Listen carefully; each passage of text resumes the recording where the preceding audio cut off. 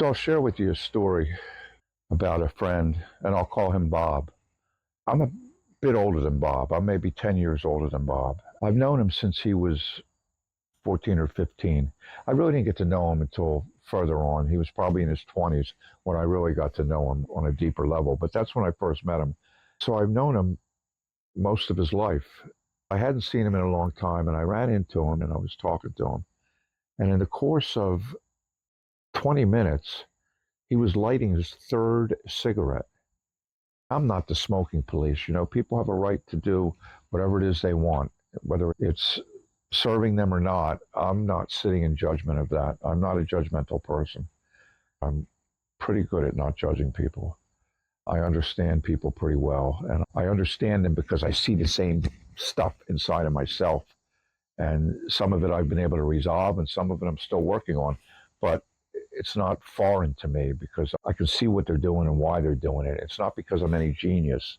It's simply because I've been on the earth long enough to have seen and experienced a few things. Most of us get a little smarter as we go along. And the other thing is I had some really, really smart people that helped me along the way to see things in a different way. So back to my friend Bob.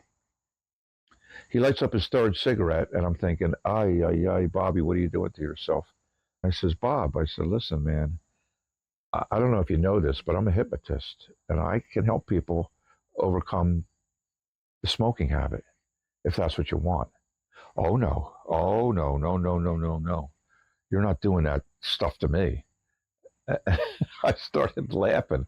I said, Bob, what are you kidding me? I'm not doing that stuff to you. Oh, no, no, no. You're not going to mess up my mind.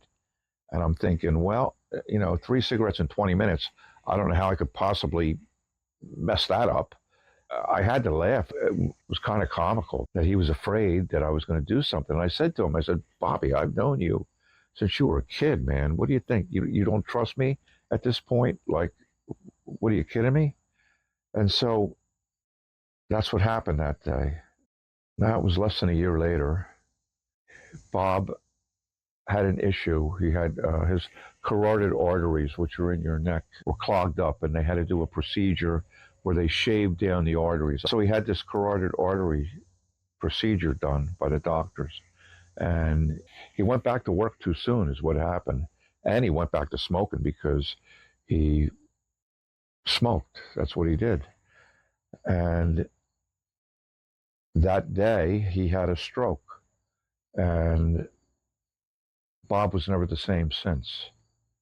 He was in a wheelchair for a while. He was blind, partially blind for a while. And the last I heard, he's doing better than he was for a while there, but he's still never going to be the same. He's never going to be able to go back to work. He's never going to be able to be the same person. And it broke my heart because now I'm not trying to say that I could have stopped Bob from smoking. And if he wasn't ready, chances are I couldn't have. But I've seen some pretty incredible things happen for people. And I might have been able to help him. And it breaks my heart that I didn't have the chance to try. You see, because I'm not somebody that's going to really push my agenda on you or anybody else. I respect a person's sovereignty. I respect a person's autonomy, the ability to make their own choices in life. And we have a lot of choices that we can make in life. And not all of them are in our best interest. And I'm not here to judge. I'm just here to help. But it kind of breaks my heart because I feel like, man, if I really had pushed him and really tried to convince him, and that's not something that I typically do. You know, if I come across somebody and they say, oh, hypnosis, are you kidding me? That stuff, no way you're going to do any of that stuff on me. It's like, hey, okay, okay, that's all right. I'm not going to try to waste my time and energy convincing you of anything. If that's how you see it, then okay. I hope that you resolve your issues. I hope you become the best version of yourself that you could possibly be. I'm not on a mission to save the world. I'm just offering my help to people who might see the value in it. And If you don't see the value in it, okay, that's all right.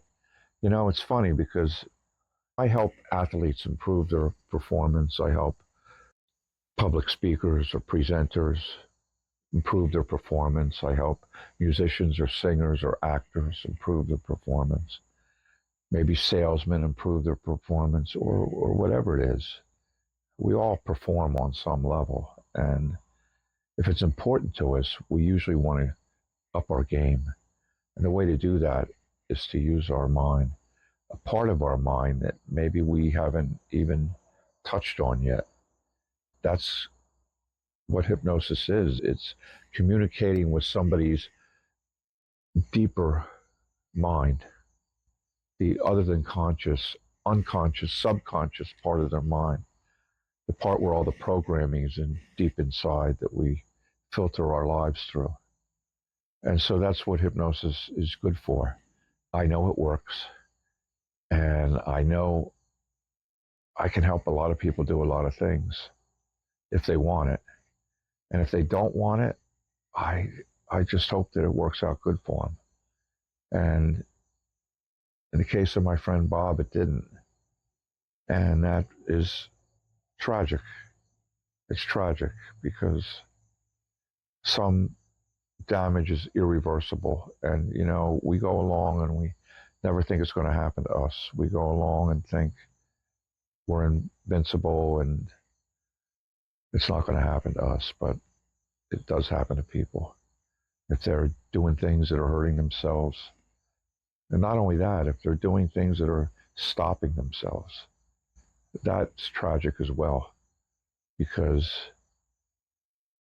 they could be so much more if they were open to the possibility. Tom O'Ryan, equestrianhypnocoach.com. Look for more.